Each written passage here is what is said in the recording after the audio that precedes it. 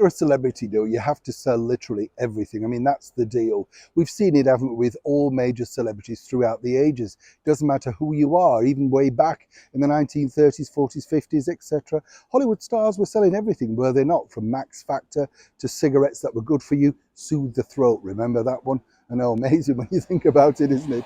And then, of course, it's the sideline, isn't it? It's the side hustle in today's society, as they call it, the ones that make a lot of money. I mean, Madonna has her own skincare range. I think it's called MDNA or something like that. I mean, no disrespect, but does anybody truly believe Madonna got that skin pulled as tight as a banana through that skincare range? Or do you think it's Dr. Schwartz that might have had something to do with it? I mean, if you buy into it, fine. If you just want to buy a product, truly, it's up to you if you want to believe it. One of the most successful recently has been none other than Gwyneth Paltrow with her overpriced tat called Goop. I mean, ridiculous when you think, but people like Gwyneth, so they buy into it, simple as that.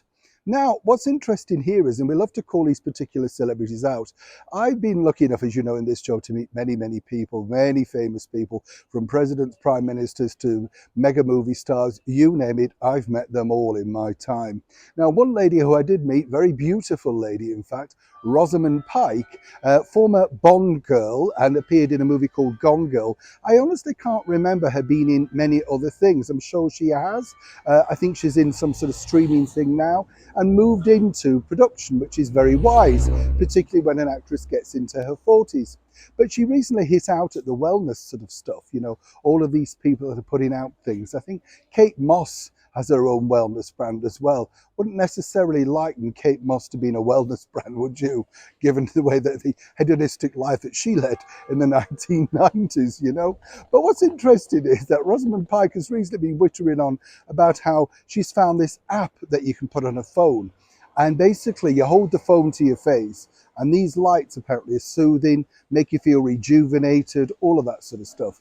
Do you remember when you were at school and if you were a bit poor like the rest of us and you were told to sit in front of an infrared lamp and it was supposed to replicate sunshine? Do you remember that? Ridiculous, wasn't it? Just sat in front of a fan heater for 20 minutes and then twang back into the class, But apparently we all felt and looked better, did we not? Now, apparently this is what exactly Rosamund Pike is publicising, this new app on her phone, right? You get the picture. What's interesting here, though, what I find fascinating is that she's gushed and said it's done marvels for her, etc. A little bit of digging, you see, and you find out exactly the reason why she loves it so much.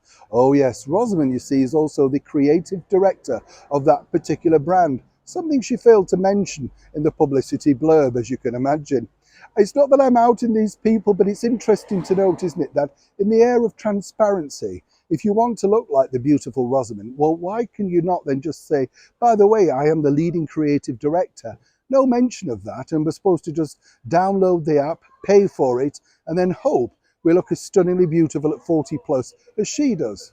My motto is a good face cloth, a decent soap, and a dab of Astral. You can't go wrong, can you, if you've got a bit of dry skin? You with me? Neil Sean in the very heart of London.